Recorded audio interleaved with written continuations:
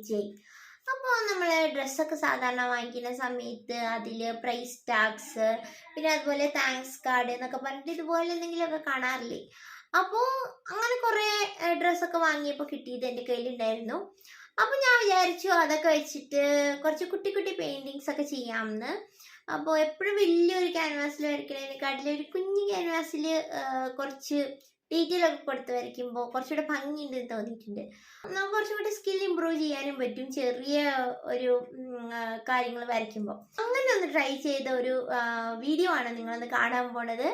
അപ്പോൾ നമുക്ക് സമയം കളയാതെ വീഡിയോയിലേക്ക് പോവാം. Let's go to the video. അപ്പോൾ ആദ്യം തന്നെ നമുക്ക് നമ്മുടെ കാർഡിനെ ഒരു ബ്ലാക്ക് കളർ കോട്ട് കൊടുത്തിട്ട് റെഡിയാക്കി എടുക്കാം. അപ്പോൾ ഞാൻ സാധാരണ ഗ്ലോസി ആയിട്ടുള്ള ഒരു സർഫസ് ആണെന്നുണ്ടെങ്കിൽ അതിൻ്റെ പുറത്തേക്ക് പെയിൻറ്റ് അടിച്ചു കൊടുക്കുമ്പം കുറച്ച് സിമെൻറ്റ് പ്രൈമറും കൂടെ ആഡ് ചെയ്ത് കൊടുക്കാറുണ്ട്. പിന്നെ ഞാൻ ഈ കാർഡിന് കുറച്ച് എക്സ്ട്രാ സപ്പോർട്ട് കിട്ടാൻ വേണ്ടിയിട്ട് A4 പേപ്പർ അതേ വലിപ്പത്തിൽ ഒരു 2 കഷ്ണം ഇങ്ങനെ കട്ട് ചെയ്തിട്ട് 2 or 3 കഷ്ണം പുറകിൽ ഒട്ടിച്ചു കൊടുത്തിട്ടുണ്ടായിരുന്നു, ഒരു എക്സ്ട്രാ സപ്പോർട്ടിന് വേണ്ടിയിട്ട്. അല്ലെങ്കിൽ നമ്മൾ പെയിൻറ്റ് ചെയ്യുമ്പോൾ കുറച്ച് വളഞ്ഞൊക്കെ പോവും. അപ്പോൾ അങ്ങനെയൊന്നും വരാതിരിക്കാൻ വേണ്ടിയിട്ട്. എന്നിട്ട് ബ്ലാക്ക് അടിച്ചു കൊടുത്തതിൻ്റെ പുറത്തേക്ക് നമ്മൾ അടിച്ചു കൊടുക്കാൻ പോകുന്നത് ഗ്രീനും ബ്ലാക്കും കൂടെ മിക്സ് ചെയ്തിട്ടുള്ള ഒരു ഷെയ്ഡാണ്. അതിങ്ങനെ ഇൻ്റർചേഞ്ചബിളി ഇങ്ങനെ അപ്പുറത്തും ഇപ്പുറത്തുമായിട്ട് ഇങ്ങനെ കൊടുക്കുകയാണ്. പിന്നെ കുറച്ചെടുത്ത് കുറച്ചൊരു ലൈറ്റിഷ് ആയിട്ട് കൊടുക്കുന്നുണ്ട്. ബാക്ക്ഗ്രൗണ്ടിൽ കുറച്ചും കൂടെ ഒരു എവിടേക്കാണ് ആ ഒരു ലൈറ്റ് ഷെയ്ഡ് വരണേ എന്നുള്ളതൊന്ന് അറിയാൻ വേണ്ടിയിട്ടാണ് കേട്ടോ. പിന്നെ ഞാനിവിടെ ഒരു ട്രഡീഷണൽ ലേഡിയാണ് പെയിൻറ്റ് ചെയ്യാൻ പോകുന്നത്. ഈ ഒരു പെയിൻറ്റിങ് ചെയ്യാൻ തുടങ്ങിയപ്പോൾ എൻ്റെ മനസ്സിലുണ്ടായിരുന്നത് പഴയ ഓയിൽ പെയിൻറ്റിങ്സ് ഒക്കെ ഇല്ലേ, നമ്മൾ കൊട്ടാരങ്ങളിലൊക്കെ പോകുമ്പോൾ അല്ലെങ്കിൽ പണ്ടത്തെ ആർട്ടിസ്റ്റുകളുടെ ഭയങ്കര റിയലിസ്റ്റിക് ആയിട്ടുള്ള പോർട്രേറ്റ് പെയിൻറ്റിങ്സ് ഉണ്ട്. അപ്പോൾ ആ രീതിയിലേക്ക് കൊണ്ടുവരണം. ആ ഒരു സ്റ്റൈൽ, ആ രീതിയിലേക്കൊന്നും എന്തായാലും വരാൻ പോകുന്നില്ല, എന്നാലും ആ ഒരു സ്റ്റൈലിലേക്കുള്ള ഒരു പെയിൻറ്റിങ്, ആ ഒരു സ്റ്റൈലിലുള്ള ഒരു പെയിൻറ്റിങ് ചെയ്യണമെന്ന് വിചാരിച്ചു. അപ്പോൾ കുറേ ആയിട്ട് അങ്ങനത്തെ കുറേ ഇമ്പ്രൂവ്മെൻറ്റ്സ് വരുത്തണം എന്ന് ആഗ്രഹമുണ്ട് എനിക്ക്. അതുകൊണ്ട് ഇതിനെ ഒരു ട്രൈ ഔട്ട് എന്നുള്ള നിലയിൽ കണ്ടാൽ മതി കേട്ടോ. ലാസ്റ്റ് നമ്മൾ ഉദ്ദേശിക്കുന്ന പോലെ അത്രയും ഒരു പെയിൻറ്റിങ്ങിൻ്റെ ഒരു സ്റ്റൈൽ അത്രയും പെർഫെക്റ്റ് ആയിട്ടുള്ള ഒരു ഔട്ട്കം ഒന്നും ആയിരിക്കില്ല, എന്നാലും എത്രത്തോളം നന്നായിട്ടുണ്ട് എന്നുള്ളത് നമുക്ക് നോക്കാം. അപ്പോൾ ആദ്യം നമ്മൾ ഇതുപോലെ ഫ്രീ ഹാൻഡ് ആയിട്ടാണ് വരയ്ക്കുന്നത്. ഔട്ട്ലൈൻ ഒന്നും തന്നെ കൊടുക്കണില്ല. ഔട്ട്ലൈൻ കൊടുക്കേണ്ടത് പറഞ്ഞാൽ ബ്രഷ് വെച്ചിട്ട് തന്നെയാണ് ചെയ്യുന്നത്. അപ്പോൾ ഫ്രീ ഹാൻഡ് ആയിട്ടാണ് എല്ലാം ചെയ്യുന്നത് കേട്ടോ. അപ്പോൾ ആദ്യം സ്കിൻ ടോണിൻ്റെ തന്നെ ഒരു ഷെയ്ഡ് എടുത്തതിന് ശേഷം ജസ്റ്റ് ഒന്ന് ആ ഒരു ബോഡി ഒന്ന് ഔട്ട്ലൈൻ ഒന്ന് വരച്ചു കൊടുക്കേണ്ടത് ബ്രഷ് വെച്ചിട്ട് തന്നെ ചെയ്യുകയാണ്. അല്ലാതെ നമ്മൾ ആദ്യമേ ട്രേസ് എടുക്കുകയോ അങ്ങനെയുള്ള കാര്യങ്ങളൊന്നും ചെയ്യണില്ല. അപ്പോൾ ഇതുപോലെ വരച്ചെടുക്കുകയാണ്. വരച്ചെടുത്തതിന് ശേഷം നമ്മൾ പിന്നെ സ്കിൻ ടോൺ വെച്ചിട്ട് ഇങ്ങനെ ഫില്ല് ചെയ്യുകയാണ്. പിന്നെ ഇതിൻ്റെ ഒരു കുഴപ്പം എന്താ വെച്ചാൽ ബ്ലാക്ക് ബാക്ക്ഗ്രൗണ്ട് ആയതുകൊണ്ട് 2-3 കോട്ട് ഇങ്ങനെ നമ്മൾ അടിച്ചു കൊടുക്കണം. പിന്നെ ഞാൻ ഡാർക്ക് വരുന്ന ഏരിയാസിലൊക്കെ എടുത്തിരിക്കുന്ന കളറിൻ്റെ തന്നെ കുറച്ച് ഡാർക്കർ ഷെയ്ഡ് വെച്ചിട്ടൊന്ന് ലൈൻ ചെയ്ത് കൊടുക്കുന്നുണ്ട്. കാരണം എനിക്ക് പെയിൻറ്റ് ചെയ്ത് വരുമ്പോൾ അറിയാൻ വേണ്ടിയിട്ടാണ്. പിന്നെ ഒരുപാട് സിസ്റ്റമാറ്റിക് ആയിട്ടുള്ള ഒരു പെയിൻറ്റിങ് അല്ല ഇത്. അതുകൊണ്ട് തന്നെ ഇതിൽ കൂടുതൽ സംശയങ്ങളൊന്നും ചോദിച്ചു കഴിഞ്ഞാൽ പറഞ്ഞു തരാൻ എനിക്കറിയില്ല. ഞാൻ എൻ്റേതായിട്ടുള്ള ഒരു സ്റ്റൈലിലാണ് വരയ്ക്കുന്നതെന്ന് പറയേണ്ടി വരും. കാരണം ഒട്ടും ആ ഒരു പ്രൊഫഷണൽ അല്ലാത്ത രീതിയിലാണ് ഞാൻ വരയ്ക്കുന്നത്. ഭയങ്കര അമേച്ചറായിട്ടുള്ളൊരു ഡ്രോയിങ് സ്റ്റൈലാണ്, പെയിൻറ്റിങ് സ്റ്റൈലാണ് എൻ്റേത്. അപ്പോൾ അതുകൊണ്ട് തന്നെ നന്നായിട്ട് വരയ്ക്കാനൊക്കെ അറിയുന്ന ആൾക്കാർ അല്ലെങ്കിൽ പഠിച്ചിട്ടുള്ള ആൾക്കാരുണ്ടെങ്കിൽ നിങ്ങളെനിക്ക് കുറച്ച് ടിപ്സ് തരികയാണെങ്കിൽ നന്നായിരിക്കും. കാരണം എനിക്ക് ഇതിനെപ്പറ്റി ഭയങ്കരമായിട്ട് ആധികാരികമായിട്ടൊന്നും അറിയില്ല. ഞാൻ ആർട്ട് പഠിച്ചിട്ടില്ലാത്തതുകൊണ്ട്. അപ്പോൾ എൻ്റെ രീതിക്കാണ് ഒരു ഫ്രീ സ്റ്റൈലായിട്ടാണ് ഞാനിങ്ങനെ പെയിൻറ്റ് ചെയ്യുന്നത്. ബോഡി എല്ലാം വരച്ചതിന് ശേഷം ഞാൻ ആ ക്ലോത്ത് വരുന്ന ഭാഗം ഒന്ന് ജസ്റ്റ് ഒന്ന് വൈറ്റ് കളർ വെച്ചിട്ട് മാർക്ക് ചെയ്ത് കൊടുത്തിട്ടുണ്ട്. അതിന് ശേഷം ഫേസ് പെയിൻറ്റ് ചെയ്യുക. സാധാരണ രീതിയിൽ എനിക്ക് തോന്നുന്നു ഒരു രീതി എങ്ങനെയാണെന്ന് വെച്ചാൽ ഓരോ ഭാഗവും തെളിച്ച് വരയ്ക്കുക എന്നുള്ളത് ഒരു രീതിയായിട്ട് ഞാൻ കണ്ടിട്ടുണ്ട്. ഒരുപാട് നല്ല ആർട്ടിസ്റ്റുകൾ ചെയ്യുമ്പോൾ ഓരോ ഭാഗം ഇപ്പോൾ കണ്ണെല്ലാം ഫേസ് എല്ലാം ഏകദേശം കഴിഞ്ഞതിന് ശേഷമാണ് ബോഡിയിലേക്ക് കിടക്കുക. ചിലരങ്ങനെ ചെയ്യും. പിന്നെ എനിക്ക് അതിൻ്റെ കറക്റ്റ് വഴികളൊന്നും അറിയില്ല. പക്ഷെ ഞാൻ ചിലപ്പോൾ ഒന്ന് കുറച്ച് അവിടെ ചെയ്തു, പിന്നെ കുറച്ച് ഫേസിൽ ചെയ്തു, പിന്നെ കൈകൾ ചെയ്തു. അങ്ങനെ എനിക്കൊരു അടുക്കും ചിട്ടയില്ലാത്ത ഒരു രീതിയിലുള്ള വരയാണ് എൻ്റേത്. അപ്പോൾ അതും ഒരു നെഗറ്റീവായിട്ട് എനിക്ക് തോന്നിയിട്ടുണ്ട്. പക്ഷേ പതുക്കെ നമ്മൾ ഓരോ എലിമെൻറ്റ്സ് ഇമ്പ്രൂവ് ചെയ്തുകൊണ്ട് വരുന്നതേ ഉള്ളൂ. അപ്പോൾ ഇനി നമ്മൾ ഹൈലൈറ്റ് വരുന്ന ഭാഗത്തൊക്കെ ഒന്ന് ജസ്റ്റ് ലൈറ്റർ ഷെയ്ഡ് വെച്ചിട്ട് കൊടുക്കുകയാണ്. പിന്നെ സ്കിൻ ടോൺ മിക്സ് ചെയ്യണത് എങ്ങനെയാണെന്നൊക്കെ ഒരുപാട് പേര് എന്നോട് ചോദിച്ചിട്ടുണ്ടായിരുന്നു കേട്ടോ. ഞാൻ ഡോളിൻ്റെ ഫേസ് പെയിൻറ്റിങ്ങിന് വേണ്ടിയിട്ട്, സ്കിൻ പെയിൻറ്റിങ്ങിന് വേണ്ടിയിട്ടുള്ള വീഡിയോസ് ഞാൻ മുമ്പ് ചെയ്തെന്ന് പറഞ്ഞല്ലോ. അപ്പോൾ ബേസിക്കായിട്ട് നമ്മൾ മിക്സ് ചെയ്യുന്നത് വൈറ്റും ക്രിംസണും ലെമൺ യെല്ലോയും ബേൺ സിയനയും പിന്നെ കുറച്ച് ബ്ലൂവോ അല്ലെങ്കിൽ ഗ്രീനോ ആണ് മിക്സ് ചെയ്യുന്നത്. ഞാൻ അങ്ങനെയാണ് മിക്സ് ചെയ്തെടുക്കാറ്. പിന്നെ ഓരോ സ്കിൻ ടോൺ അനുസരിച്ചിട്ട് നമ്മൾ തന്നെ മിക്സ് ചെയ്യുമ്പോൾ നമ്മൾ പല പല ടോണ് നമുക്ക് കിട്ടും. ആ രീതിയിൽ നമ്മൾ അങ്ങ് ചെയ്ത് ഇമ്പ്രൂവ് ചെയ്താൽ മതി. അപ്പോൾ അതിൻ്റെ ബേസിക് വീഡിയോ നമ്മൾ ചെയ്തിട്ടുണ്ട്. അപ്പോൾ നിങ്ങൾക്ക് ആർക്കെങ്കിലും സ്കിൻ ടോൺ മിക്സിങ്ങിനെ പറ്റി വീഡിയോ കാണണമെങ്കിൽ, ഫേസ് പെയിൻറ്റിങ് ഡോൾസിൽ എങ്ങനെയാണ് ചെയ്യണമെന്ന് കാണണമെങ്കിൽ ആ വീഡിയോസൊക്കെ ഒന്ന് കണ്ടു നോക്കൂ കേട്ടോ. ടോട്ടൽ 4 വീഡിയോ ഉണ്ട് അതിൽ. അപ്പോൾ അത് നിങ്ങൾക്ക് കുറച്ചുകൂടെ എനിക്ക് തോന്നുന്നു ഹെൽപ്ഫുൾ ആയിരിക്കും. ഒരു ബേസിക് ആയിട്ടുള്ള ഒരാൾ, ഒരു ബിഗിനർ എന്നുള്ള നിലയിൽ നിങ്ങൾക്ക് ചിലപ്പോൾ ഹെൽപ്ഫുൾ ആയിരിക്കും എൻ്റെ വീഡിയോ. അപ്പോൾ ഞാൻ ലിങ്ക് ഡിസ്ക്രിപ്ഷൻ ബോക്സിൽ ഷെയർ ചെയ്തേക്കാം കേട്ടോ.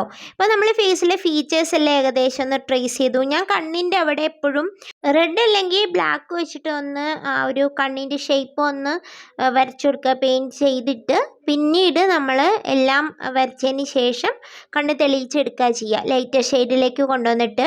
അപ്പോൾ എനിക്കതാണ് കുറച്ചുകൂടെ സൗകര്യം. നമ്മൾ ഔട്ട്ലൈൻ ഒന്നും കൊടുക്കണില്ലല്ലോ. അപ്പോൾ നമ്മൾ ഫ്രീ ഹാൻഡ് ആയതുകൊണ്ട് നമ്മൾ അങ്ങനെ ചെയ്യുമ്പോഴാണ് കുറച്ചുകൂടെ എനിക്ക് കുറച്ചുകൂടെ കംഫർട്ടബിൾ. അപ്പോൾ ഞാൻ അങ്ങനെയാണ് പെയിൻറ്റ് ചെയ്യാറ്.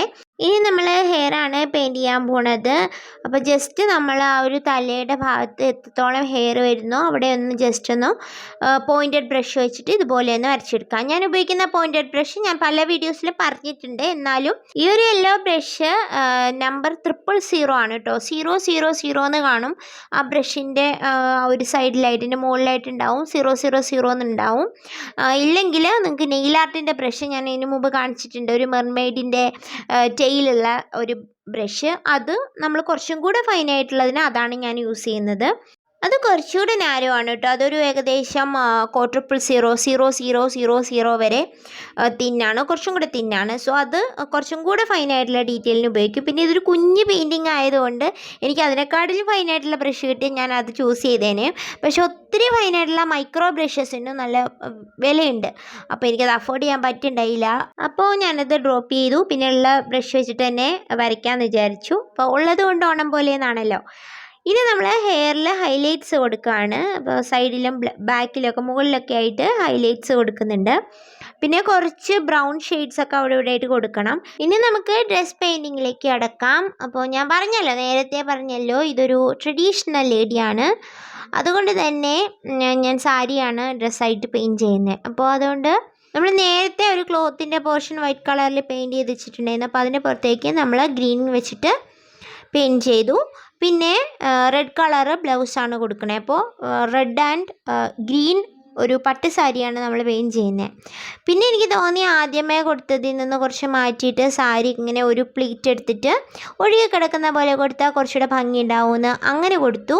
പിന്നെ പ്ലീറ്റ്സ് വരുന്ന ഭാഗത്തേക്ക് കുറച്ച് ഡാർക്ക്നെസ്, ഒരു പ്ലീറ്റ് വരുന്ന ഒരു ഭാഗം അറിയാൻ വേണ്ടിയിട്ട് നമ്മൾ ഡാർക്ക് ഗ്രീൻ വെച്ചിട്ട് നമ്മളിങ്ങനെ വരച്ചു കൊടുക്കുകയാണ്. പിന്നീട് നമ്മൾക്ക് കുറച്ചും കൂടിയും എൻഡിലേക്കും അതുപോലെ കൈ വെച്ചിരിക്കുന്ന ഒരു ഭാഗത്തൊക്കെ കുറച്ചും കൂടെ ഡാർക്കറായിട്ടുള്ള ഷെയ്ഡ് കൊടുക്കാം. അത്രയും ചെയ്ത് കഴിഞ്ഞപ്പോൾ പിന്നെ ഓർണമെൻറ്റ്സ് ചെയ്താലോ എന്ന് എനിക്ക് ചെറിയൊരു ആഗ്രഹം ഉണ്ടായി. അങ്ങനെ നെക്ലേസും അതുപോലെ തന്നെ കമ്മലും പെയിൻറ്റ് ചെയ്യാമെന്ന് തോന്നിയപ്പോഴാണ് ഫേസിൽ കുറച്ച് ഹൈലൈറ്റ് കൊടുക്കണം എന്ന് മോഹം ഉണ്ടായത്. പിന്നെ ഹൈലൈറ്റിങ്ങിലേക്ക് കടന്നു. ഞാൻ പറഞ്ഞില്ലേ ഒരു അടുക്കും ചിട്ടയില്ലാത്ത പെയിൻറ്റിങ് സ്റ്റൈലാണ് എൻ്റേത്. അതുകൊണ്ട് തന്നെ ആരും ഇത് അനുകരിക്കരുത് എന്നാണ് എനിക്ക് പറയാനുള്ളത്. കാരണം എൻ്റേത് ഒരു ഭയങ്കര ഒരു നല്ല ഒരു രീതിയാണെന്ന് എനിക്ക് തോന്നിയിട്ടില്ല. അതുകൊണ്ടാണ് കേട്ടോ.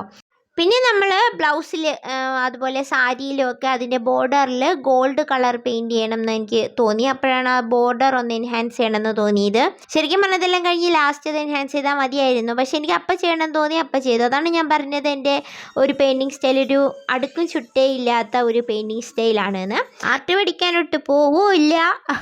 എൻ്റെ ഒരു രീതി, ഒരു പ്രത്യേക രീതിയിലാണ് ഞാൻ പെയിൻറ്റ് ചെയ്യാറ്. പിന്നെ ഏകദേശം ആ ഒരു പട്ടിൻ്റെ ഡിസൈനെല്ലാം ഏകദേശം കൊടുത്തെന്ന് തോന്നിയപ്പോൾ പിന്നെ ഓർണമെൻറ്റ്സിലേക്ക് വീണ്ടും കടന്നു. അങ്ങനെ നമ്മളൊരു ചെട്ടിനാട് സ്റ്റൈൽ ടെമ്പിൾ ജ്വല്ലറി പോലത്തെ ഒരു ജ്വല്ലറിയാണ് കൊടുക്കുന്നത്. അപ്പോൾ അതിന് വേണ്ടിയിട്ട് എൻ്റെ ഗോൾഡ് കുറച്ച് ഹൈലൈറ്റഡ് ആയിട്ട് നിൽക്കുന്ന ഒരു ഗോൾഡ് ആട്ടോ. അതുകൊണ്ടാണ് അത് കുറച്ചും കൂടെ ഇങ്ങനെ ഭയങ്കര ഷൈനിങ് ആയിട്ട് നിൽക്കുക, ഒരു ബ്രൈറ്റ് ആയിട്ട് നിൽക്കുന്ന പോലെ നിങ്ങൾക്ക് തോന്നുന്നത്. പിന്നെ ഒരു ജിംക്കിയാണ് കൊടുക്കുന്നത്. കാരണം ട്രഡീഷണൽ വുമന് ജിംക്കി ഇല്ലാത്തൊരു ആഘോഷമില്ല. പ്രത്യേകിച്ചും ആ ഒരു നെക്ലേസ് അങ്ങനെ കൊടുത്തപ്പോൾ അതിൻ്റെ കൂടെ ജിംക്കിയാണ് ഏറ്റവും മാച്ചായിട്ട് പോവുക. സോ അതുകൊണ്ട് അങ്ങനെ ഒരു മീഡിയം സൈസിലുള്ള ഒരു ജുംക്കിയും കൂടെ കൊടുത്തിട്ടുണ്ട്. പിന്നെ മുടിയിൽ കുറച്ച് ഹൈലൈറ്റ്സ് കൊടുത്തു. പിന്നെ കുറച്ച് മുല്ലപ്പൂ പുറകിൽ വെച്ചിരിക്കുന്ന പോലെ കൊടുത്തിട്ടുണ്ട്. പുറകിൽ കുറച്ച് ഹെയറിൻ്റെ ഒരു ഭാഗവും കൂടെ കൊടുത്തിട്ടുണ്ട്. അപ്പോൾ നിറച്ച് ഹെയർ ഉള്ള ലേഡീസ് ആകുമ്പോൾ പുറകിൽ നമുക്ക് ഇങ്ങനെ കാണാൻ പറ്റുമല്ലോ കുറച്ച് ഹെയർ, അങ്ങനെ കൊടുത്തിട്ടുണ്ട്. പിന്നെ കണ്ണിൽ ആവശ്യത്തിന് കൂടുതലായിട്ട് വേണ്ട ഹൈലൈറ്റ്സ് കൊടുത്തിട്ടുണ്ട്. അതുപോലെ തന്നെ സാരിയിൽ കൊടുത്തിട്ടുണ്ട്. പിന്നെ ഞാൻ 2 വള പെയിൻറ് ചെയ്ത് കൊടുക്കുന്നുണ്ട്. ഇതൊക്കെ ഞാൻ കുറച്ചും കൂടി ഇമ്പ്രൂവ് ചെയ്തെന്ന് തോന്നുന്നുണ്ട് കേട്ടോ ഈ ഭാഗത്തൊക്കെ. പിന്നെ ബാക്ക്ഗ്രൗണ്ടിലാണ് നമ്മൾ പെയിൻറ് ചെയ്യുന്നത്. ബാക്ക്ഗ്രൗണ്ടിൽ കുറച്ച് ലൈറ്റ് ഷെയ്ഡ് വരുന്ന ഭാഗത്തെല്ലാം പെയിൻറ് ചെയ്തു. പിന്നെ കുറച്ച് വീടിൻ്റെ ഭാഗം തൂണ് അല്ലെങ്കിൽ മച്ച് അങ്ങനെയൊക്കെ പെയിൻറ് ചെയ്തു. പിന്നെ പുറകിൽ കുറച്ച് ചെടികളുടെ കുറച്ച് ഷാഡോസ് ഒക്കെ ആയിട്ട് പെയിൻറ് ചെയ്യുന്നുണ്ട്. പിന്നെ ഇതൊരു ഡാർക്ക് സീനാണ് പുറകിലൊക്കെ, അപ്പോൾ അതുകൊണ്ട് തന്നെ അങ്ങനെ പെയിൻറ് ചെയ്തു. അപ്പോൾ ഇതാണ് നമ്മുടെ പെയിൻറ്റിങ്ങിൻ്റെ ഫൈനൽ ലുക്ക് കേട്ടോ. ഇത് പെയിൻറ് ചെയ്ത് കഴിഞ്ഞപ്പോൾ എനിക്ക് ഭയങ്കരമായിട്ട് ഇഷ്ടപ്പെട്ടിട്ടുള്ള ഒരു പെയിൻറ്റിംഗ് ആണ്. പക്ഷേ ഇതിൻ്റേതായിട്ടുള്ള ഒരുപാട് കുറവുണ്ട്. ഞാൻ എൻ്റെ ഒരു ആർട്ടും അപ് ടു ദ മാർക്കാണെന്നോ അങ്ങനെയൊന്നും അവകാശപ്പെടില്ല കേട്ടോ. ഇപ്പോൾ ഇതിൽ ഏറ്റവും വലിയൊരു പോരായ്മ എന്ന് വെച്ചാൽ ലൈറ്റിൻ്റെ ഒരു പോരായ്മയുണ്ട്. അതായത് ലൈറ്റ് എവിടെ നിന്ന് വരുന്നോ അതിനനുസരിച്ചിട്ടുള്ള ഷാഡോസൊന്നും എനിക്ക് കൊടുക്കാൻ കഴിഞ്ഞിട്ടില്ല. കാരണം എനിക്ക് ലൈറ്റിങ്ങിൻ്റെ ഒരു കാര്യം അത്രയും നന്നായിട്ട് അറിയില്ല.